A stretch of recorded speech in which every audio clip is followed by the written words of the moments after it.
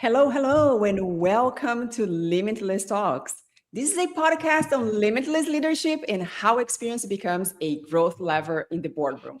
I am your host, Camila Ferreira, an award-winning CX leader, a author of Long Live CX, and an international speaker. And today, I have the pleasure to welcome Bryan Rutberg, who denominates himself as a hippie with an MBA and who brings more love to the world, one customer relationship at a time. The topic that we're going to discuss today is about your customers' love. Do they love you enough? Let's see. So, with no further ado, Bryan, please take this online stage, introduce yourself, and let the audience know how you transform experience into business growth. Camila, thank you. And good morning to all, or good afternoon if it's that where you are, or evening. I had a great career building relationships in my corporate years. And in my personal life, I'm deeply blessed to have a great marriage, good relationships with my kids, and a lot of really deep, dear friends. And it turns out that's really the best way to do business as well. If you bring the spirit of love into the way you serve your customers, clients, donors, members, whatever your business calls them, you not only get more from them, you can ask more from them. It's a lesson I learned when I was at Microsoft, where our best customers were the ones we were asking to go talk with press or analysts for us. And it expanded my mind as to just what great customer relationships could mean. So now I spend my time helping companies find the right words to connect with their key audience, the people who pay the bills, and put on the right programs and have the right culture to bring more love into the world. Wow, amazing. I can't wait to learn from you how you transform that love into business We're going growth. to have fun. Absolutely. I am a firm believer. I do have a tattoo in the back of my shoulder that says, "Live the life you love and love the life you live." Yeah, 100%. Right? So I want to Yes. invite our audience who is joining us live today to ask questions, to make comments. I'm going to be tracking them and more than happy to bring them online for us to have this conversation. But to kick things off, I have come up with a few questions for you so we can start talking about this love and how it translates into business growth. So to we start, you mentioned that you have worked for big multinational companies, and I saw on your background that you have spent many decades in organizations like HP, McKinsey, Microsoft, and many others, which is amazing. I'm sure you have learned a lot and you have a lot to share from those times. But what did those environments teach you about executive communication? This is so important. And where do Mhm. leaders most often get it wrong? Yeah, thank you. I did spend a little over 20 years at each at HP and then McKinsey and then Microsoft collectively. The other big companies that you may have seen on my list are companies I've served since I went into consulting and training and speaking. But across those three, each one of them has a reputation for having a strong quality culture and having good relationships with their customers. HP, when I was there, still had the spirit of Bill and Dave. They were icons as they started the company and grew it. And while they were both retired when I joined, and at least one, maybe both of them passed away during the decade I was there, you could feel the culture from the people who had been there for a long time. And it was a culture that cared about the outcomes we drove for our customers. I first started developing thoughts around all of this when I got my first sales job at HP after a few years doing marketing work and began going out on the road to talk with my customers and realized they got more and I got more out of their walkthroughs that they took me on through their warehouses, through their retail floors, through their office environments, where I learned how they used the technology, and it became so much more important than how many megaflops per gigasecond we could run, and if we were faster or slower that week on a benchmark than Sun or Digital Equipment or IBM. It wasn't about the technology, it was about what the technology enabled. And the connection to executive communication, by the time I got to Microsoft, and I was actually a speechwriter for one of the company's lead execs, it's about centering your customer and putting them first. Maybe you've seen in the news this week the story of the McDonald's CEO who was promoting the new sandwich that the company is introducing across the United States, who did just this tone deaf video of him sampling the sandwich and talked about it being a good product. And when you use language like product in front of your customers instead of addressing the problem that the product solves, if you use that, who wants to think of I'm eating product?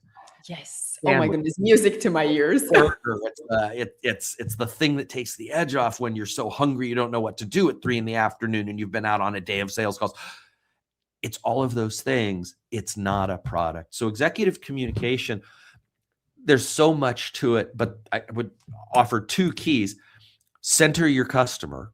It's good communication is audience focused and benefit led. And the second thing I'd say is communication is not a one-time event. You can't drive significant change through an organization or create culture by saying it once and expecting that everybody's on board. Oh, absolutely. And I was telling you, it's music to my ears. So in my previous experience in one of the big techs, that was one of the battles I chose to fight, because we used to use, Bryan, our internal language where people from the organization would understand. It took me some time, right? For the new joiners, it takes us some time to learn the organization language. Right. But you were there. And you have access to others who can ask what it means, and over time you learn.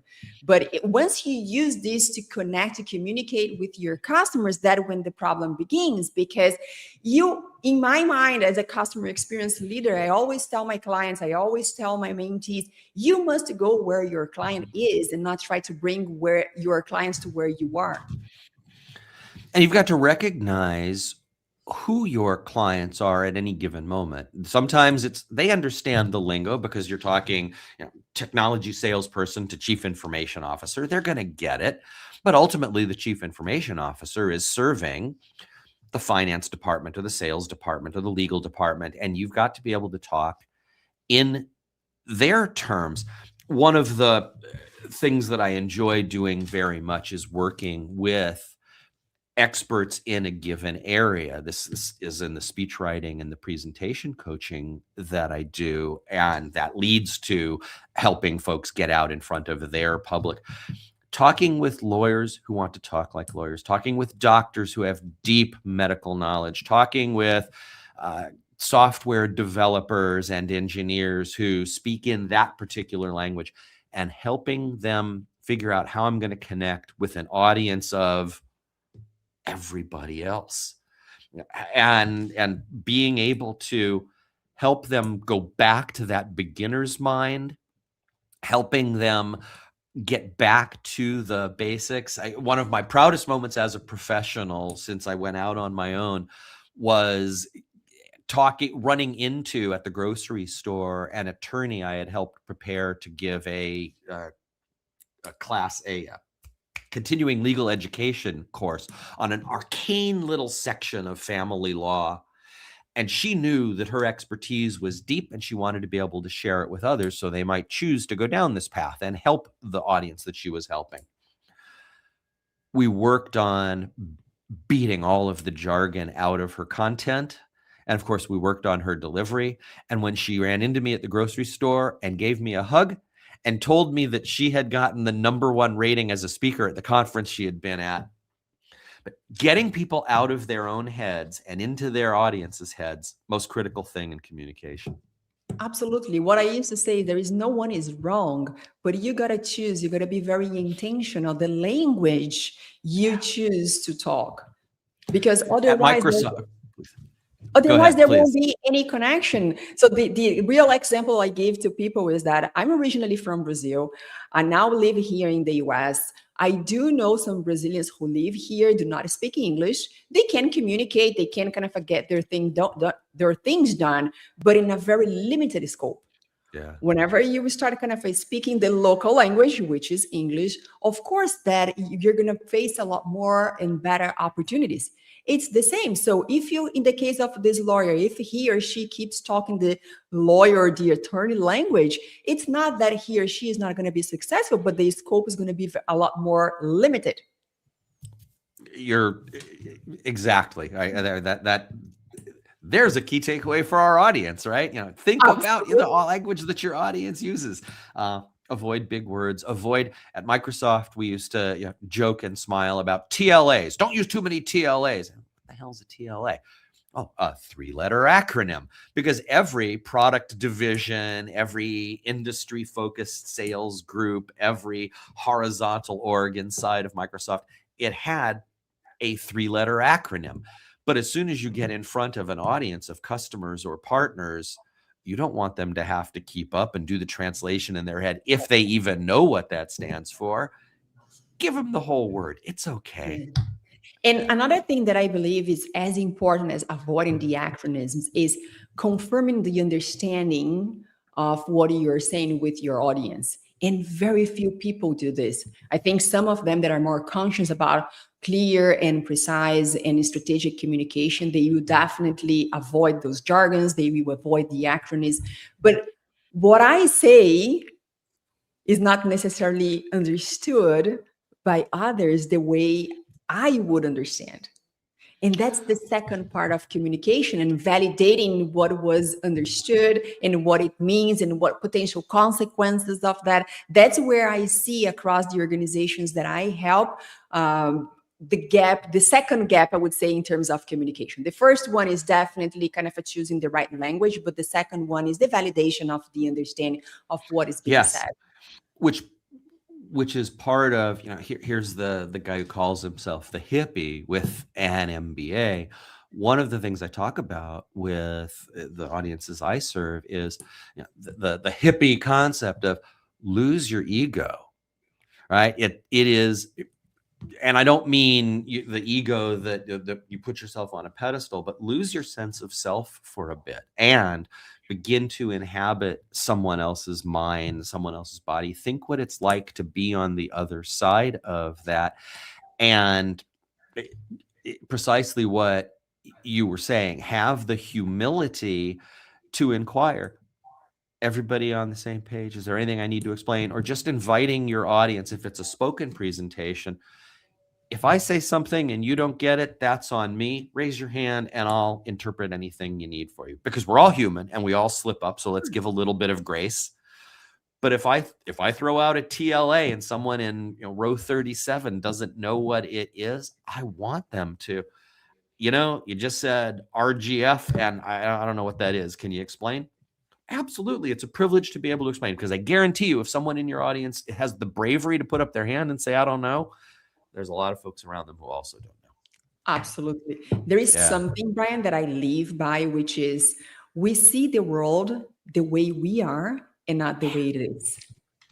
No, we're only in our own heads. And Right? It takes effort and humility and grace and all those other good words to be able to see the world through someone else's eyes. And you'll never be perfect at it. It's a practice, not a destination, but it's a practice well worth embracing, because it is what leads to these better relationships. Absolutely. People want to connect with you when they feel you making the effort to connect with them, not in a cheesy or stalkery way, yes, but when they experience you reaching out to them, extending the proverbial olive branch or whatever the metaphor is that you like, they become responsive. And this becomes the connection point to, let's talk about what a great customer relationship looks like, because it's more than I bought from them yesterday and I'm going to buy from them again today. Consistency and retention is good, and companies that justifiably take pride in great customer retention, if that's where they stop, counting and stop measuring, they're leaving a lot on the table that people like you and me can open up for them. Absolutely. And speaking of that, so when you ask leaders, do your customers love you enough? Right? I know this is a very kind of a used question by yourself. What It's does my that jam. yes. What does Finish the that question, please. what does that actually mean in business terms? So how should a CEO or any C-suite measure love, in your opinion? So as we just discussed, it begins with retention, right? If they buy from you once, you want them to buy from you a second time, and then you can call them a repeat customer, and that's a good thing that we should celebrate. And if they continue buying from you, you get to call them a regular customer, and that's something we should celebrate. And at the point where they say, someone else came and whispered in my ear about a better deal or something, but I just like working with you because you get me, you understand my business, you understand my objectives. Now you get to call them a loyal customer. And that's where, from my perspective, the fun really begins. Because if you're measuring retention, many companies would have a hard time doing a whole lot better on retention. If they're well run and people are mindful, they might have great retention for their particular industry, and retention numbers differ across industry, right? If you're selling diapers, you're not going to retain any given customer past about a year and a half, right? So you've got to have, people will fall out for natural reasons, but you want generally to have good retention numbers for your industry. And what can your best customers, your lustomers, as I call them, as you go through fan and advocate, and then you get to lustomer, lust, love, all that good stuff, you start to get to, well, if I've got a business to business example, if I've got a $50,000 a year customer, but my average customer is spending $200,000 a year, but one of my average customers at $200,000 a year, they just keep buying. That's great. I love it. But the $50,000 a year customer really likes me. They get me. And I get them. And therefore, they start bringing friends and connections of theirs to my door. Maybe they start bringing another person from inside of their organization. Maybe they bring someone they met at an industry event or something like that. If companies that sell aren't capturing the value that their customers bring to them through referrals, through recommendations, through reference activity, they are not as effectively as they can measuring the true value of that customer. Because I'd rather have the $50,000 a year customer who's bringing a couple of $100,000 a year customers to my door than the $200,000 customer who does nothing. Really, I'd like to have them both. And I'd like to have a chat with the $200,000 customer to get them to bring more of their cohort. Of course. And this is the but wait, there's more moment, because if they're buying from you and if they're bringing others to your door, and we all know, any of us in CX and probably anybody paying attention to this podcast knows the value of referrals. They tend to close faster. There's a lower cost of sales. They tend to stick around longer. They give you a little bit of grace because the trust has transferred. So if something does mess up on that first order, they stick with you because they know their friend have found some value in you. There's all that good stuff. And then there's some things that are harder to measure financially. There's goodwill. When I was at Microsoft, we used to ask the customers who would serve on our customer advisory boards to be the ones who would go talk with press or analysts on our behalf. They were the speakers at our marketing events. They were the ones we brought in to do sales training and help new sales reps or sales reps who were new to a particular market start to learn that business. Your customers will give you advice. They will help you build your brand. They will talk to others on your behalf when asked, whether that's other prospects or press analysts. It's all out there for the asking. And most companies, they just don't rise to that level of connection.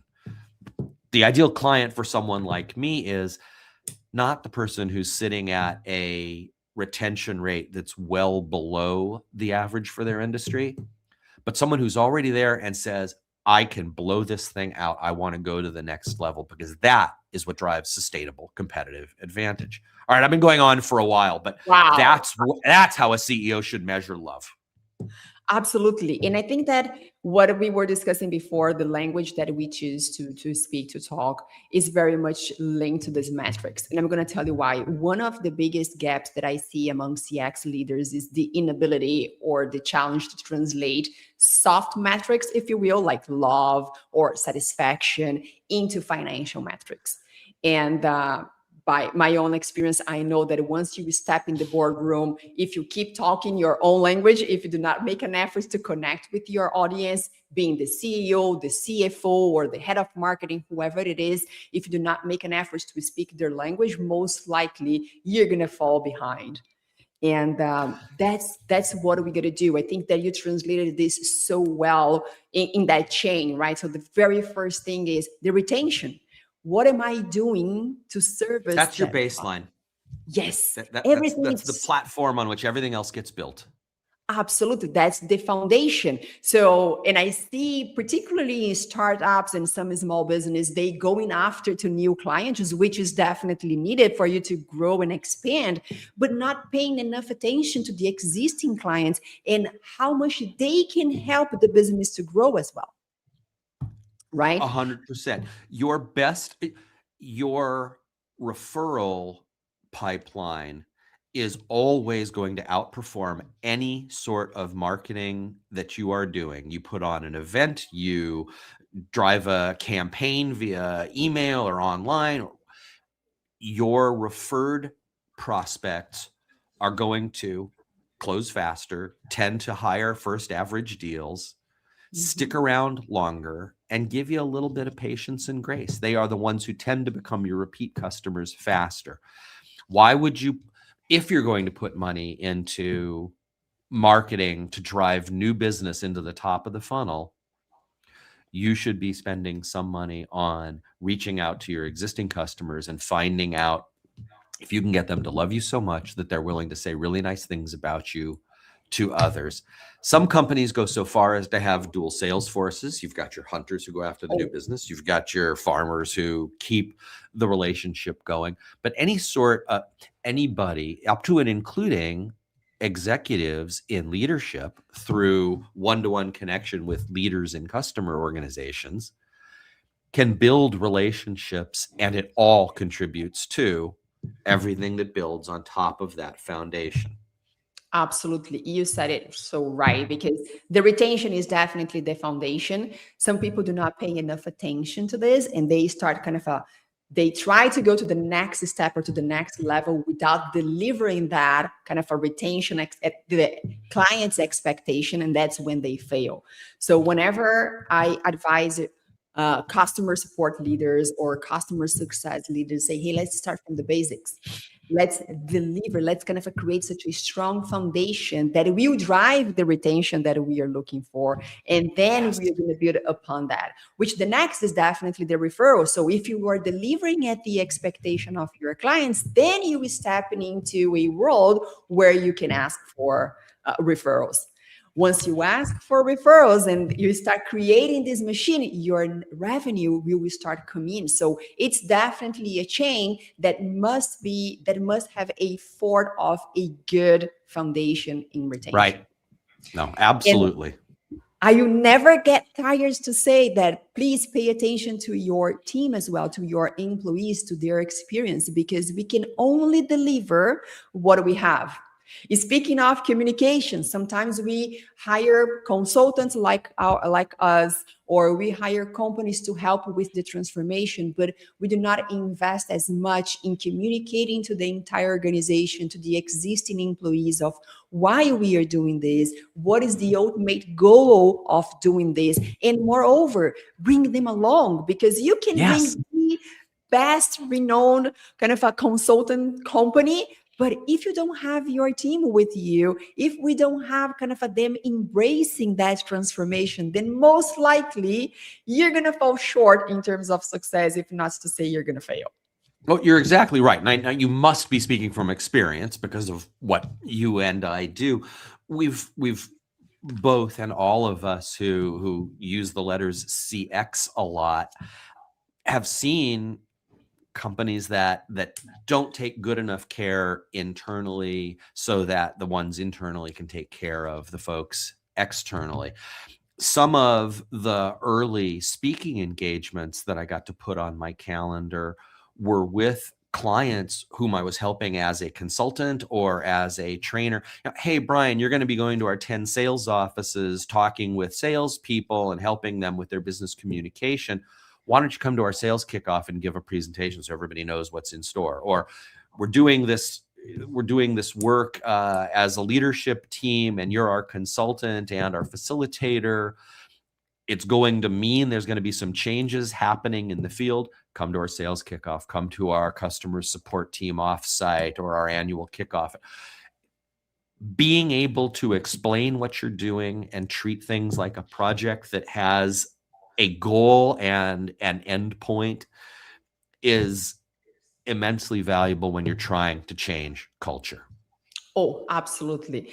And I have here a question from our audience. If you don't mind, let me bring it here from Maximiliano. I think this question is so kind of relevant because I do see many leaders facing this challenge. So, how do you change the mindset of a CEO who is fixated on sales and doesn't allocate resources to customer experience, customer service retention, wanting to postpone that for later? Yeah. Maximiliano, I'll offer a quick thought and then you'll have the benefit of Camila jumping in as well.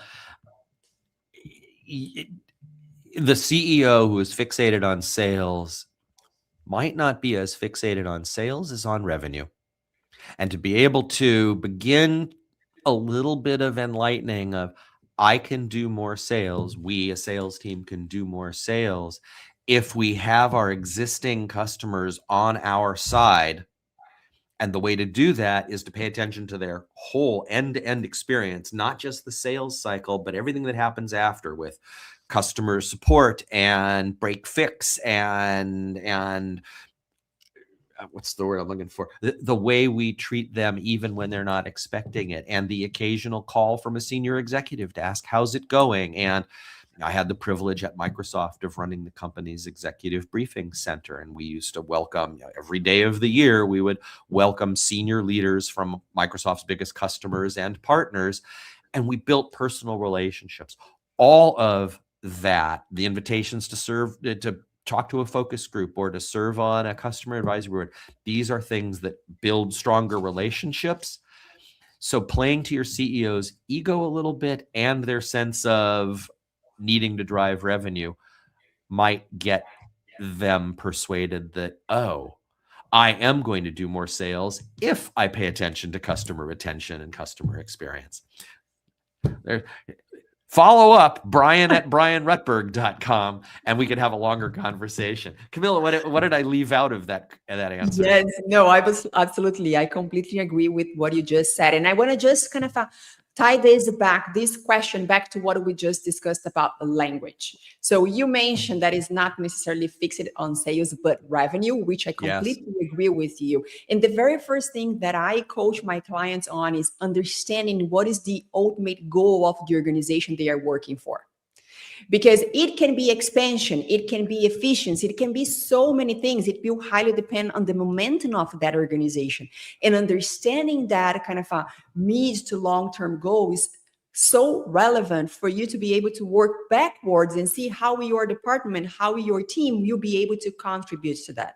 So if in that particular case, we are talking about revenue and your CEO is not paying attention to customer service retention or customer experience, most likely is because we are having an issue with the translation, with the communication on how those initiatives actually translate into revenue. And that's what I was saying before. I have been in so many boardrooms where I witnessed myself, people coming in and not necessarily speaking their language, even though they did have amazing initiatives, but choosing the wrong language to speak with your audience may limit your ability to be successful. I've got a great example of that if we've got a moment. Of course. Uh, yes, exactly. And the proof of that is, talking about audience focused and benefit led language and using the language that connects in your customer's mind to your objective. One of the things I do as a consultant that companies can do for themselves is take their vision statement and or mission statement and reframe it, not in terms of how we're going to grow or what we're going to do, our operational efficiency, our sales motion, but turning it into what do we enable for the customers or clients that we serve. I was working with a business networking group down in Florida where if you've got a nice house, you probably want a swimming pool, you may want a water feature, right? And I was talking with a gentleman whose company did swimming pools and water features for enhancing outdoor environments for well-heeled homeowners in Southern Florida. He had already created language that made it clear what he was selling. We're not selling swimming pools. We're not selling water features. We're not selling landscaping. We are selling, his word was, whoa, damn.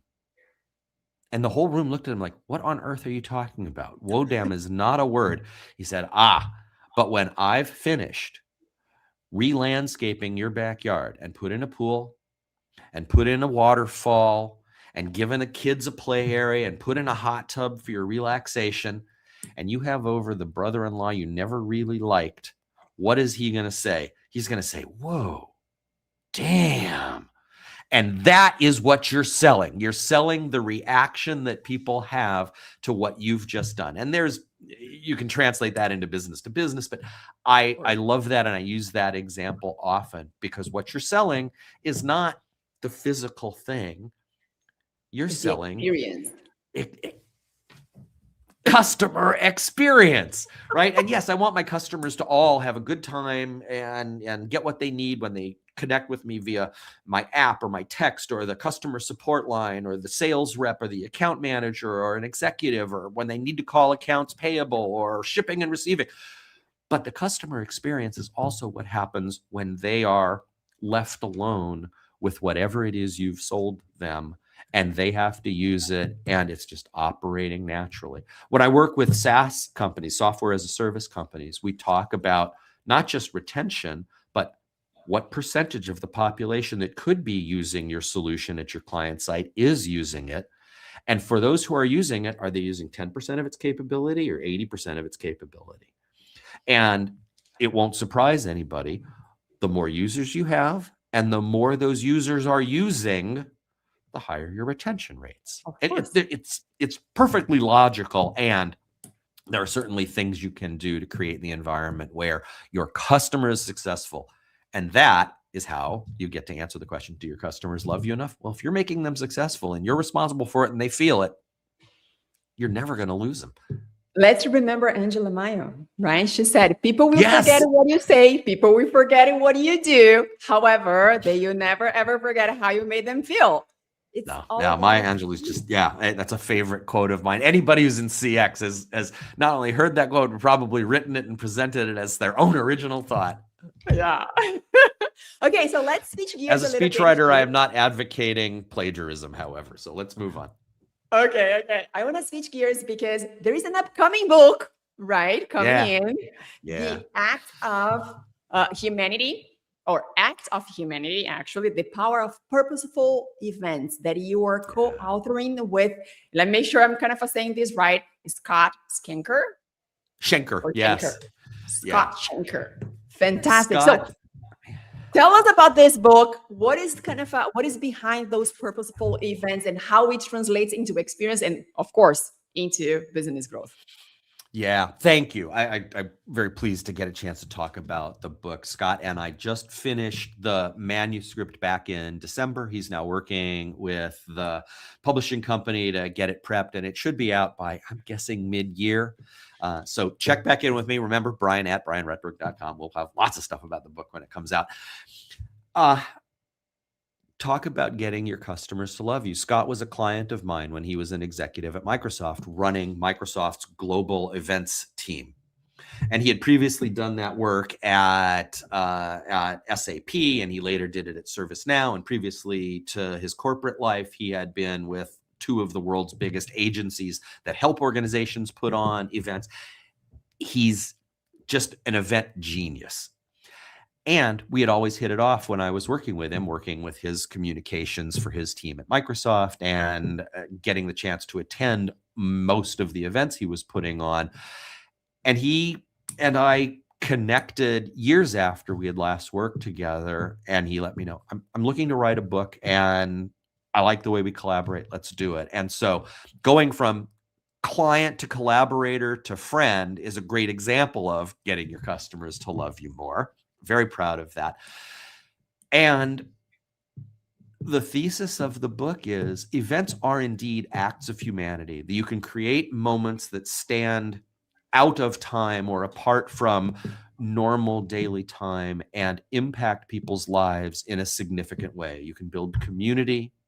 You can give people something to think about they haven't thought about before. You can create an immersive environment so that when they walk away, the half day or 2 days or 3 days that they spent with you feels like something meaningful to them. The book it's a series of essays on, certainly first, the power of gathering and how we've been gathering as a species since we were building fires and everybody came out of the cave or the tent or what have you, up to what does it mean to really be a gracious host? And how do you think about the people you're bringing in? How do you run a 20,000 person event when you know that what you've really got is 20 or 40 cohorts of 500 people, not 20,000 who all match the same profile? What is it you're trying to say? What is it you're trying to do? How do you want people to think and feel? And what do you want them to do after? All of this goes into a purposeful event. And a purposeful event should be as good for the folks putting it on, as for the folks in attendance, as for the organizations who choose to sponsor or exhibit. And if you're not putting on a 20,000 person event, but you're putting on 100, 150 person wedding, all the same rules apply. How do you make people feel like they're really, truly welcomed, that they belong, that they've got a point of connection, and that it is meaningful? So when they walk away, they go, I felt special there, and I'm going to remember that for a while. I could go on and on this, but you've given me, plenty of time to at least set the stage. I'm very proud of the book. It's the first time I'll have my name on a book cover, and I all credit to you for having done so already. I just earlier this week got a chance to read the foreword that a significant name in the world of marketing has written for it, having read through its pages. And I'm just blown away. I can't wait for it to get out on the market. I think it's going to be meaningful for people who do events for a living, but really the target is the folks who run businesses who touch events glancingly. They dip in and out. They're the chief financial officers, the chief operating officers, the chief executive officers, the heads of sales, not the event professionals. It's got plenty in there for both, but really it's answering the question a CEO might ask, what are events worth and why do I use them and how do I use them effectively to achieve my end objectives, whether that's sales or loyalty or you got it. Wow. So first of all, congratulations. I know Thank you. hard it is to get to this point. So, and amazing that you were co-authoring this with someone that used to be your client and now is a friend. And he's a genius. Yeah, no, I have a similar experience. I co-authored the book with someone that I admire very much, Dennis Wakabayashi, an amazing CX leader. But it's a lot of calories, a lot of energy behind putting the pages of the book together, right? So we can talk a lot about this, but once you start writing and documenting this in a way that people will read and not necessarily being in front of you, but at the same time, you want them to get the most out of those words, it's not an easy task. So congratulations. And I'm pretty sure that people will learn a lot from the book. And that there is something I also carry with me. I heard this from a mentor once, which is a connection you don't make is a life you do not transform. Yeah. Yes.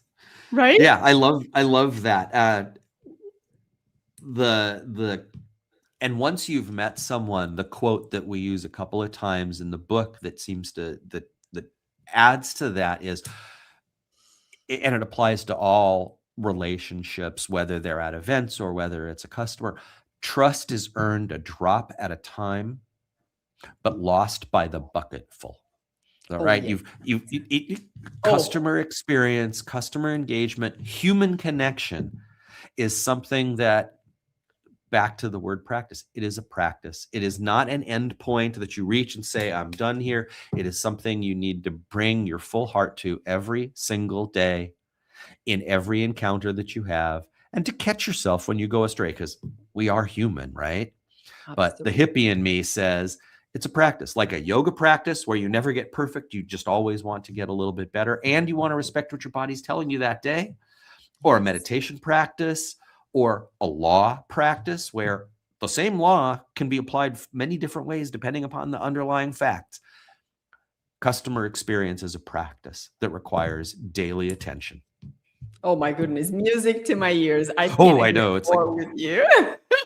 And we never know when the person is just one word away of her or his next step. Right? That's one of the reasons why I decided to have this podcast because, again, first of all, I enjoy it very much, learning and being challenged and expanding my network. But the other thing is, to whoever is watching or listening this later on, or either live, we never know if this person is just one word away of her or his next step. And that's why we are here. We learned so much from you today about communication, about the book, about the events. God knows what impact we're going to have on their lives. I sure hope so. And that's why we do this. I've reached an age and a stage where I love the work that I do. I love the revenue that it generates. That's fun, right? I love the trips I get to take. I'm still a kid when the plane's wheels leave the ground and you can feel it. That's still a high for me. Yeah, I love everything about it. I do it because I love to have the impact that I can help others have. It's not about me. It's about the relationship that you've got with the organization you're serving. And I want my clients to take that attitude into the clients that they are serving. absolutely. Love the life you live, the life you love, and love the life you live. I know That's that it. might have to be my next tattoo. You never know. Bryan, you won't believe me, but time flew by. We are I approaching don't the end. believe it. But this has been great. Yes. Thank you. Thank Such you a very much. And thank pleasant you to conversation. Maximiliano for all the questions. We should connect on LinkedIn, Maximiliano, and anybody else who's watching or listening, because you've got more questions, and I'm happy to. I know Camila and I both are happy to talk with you about them. Absolutely. But before we wrap things up, tell us what projects you have in flight. You have already mentioned the book. I know you have something else. What is the best way of getting in contact with you? We have already mentioned your website, but let's highlight that again because I'm pretty Yeah. sure people will want to engage with you after this podcast. I'd be honored. The website is simply myname.com, bryanrutberg.com. You can see how it's spelled right down there. bryanrutberg.com. You can also go to simply hippiewithanmba.com. And within the next few weeks, on both Instagram and TikTok, there's going to be a Hippie with an MBA handle, and we've been shooting some pretty cool videos that will take you deeper into both the hippie mentality and the customer experience and business communication worlds. So do check those out. I'm super excited about some upcoming speaking engagements with a couple of different what am I trying to say? Corporate clients who, without permission, I shall not name, but going to a couple of sales kickoffs in the near future. I'm going to be in Maine for, I think, the second time in my life in June to speak with the Maine Credit Union Association. And I'm getting ready to talk about maintaining relationships. I have a client I last served in I think it was 15 or 16, who I had lunch with in October of 2024. And we talked about a project that we are finally in April of this year going to be pulling off. I'm facilitating a leadership meeting for her. So it's all about maintaining those relationships over time. And look, between Scott and this opportunity with a globally recognized corporation and a woman I served last over 10 years ago, hey, I live what I preach, so it's fun. Absolutely. Do your customers love you enough? I think we've shared so many examples on how to translate this into business growth, right? As I said before, I think that's sometimes where leaders struggle with that translation is speaking the right language. And that's exactly what we explored with the conversation, this very pleasant conversation today. Bryan, I can't thank you enough. I learned a lot from you. And moreover, I do believe that the audience get a lot from you as well. I want to wish you all the best with the book launch. I know it's Thank quite you. exciting. Yeah. And also with your project, with the new handle on Instagram. And of course, I will always be here cheering for you and a helping hand whenever you need. So thank you very much for being a part of the Limitless Talks. Thank you very much for sharing all of your knowledge with the audience today. My pleasure. Thanks for the opportunity, and it's always fun to talk with a fellow practitioner. I really enjoyed the time. Absolutely. See you all in the next episode. Thank you so much.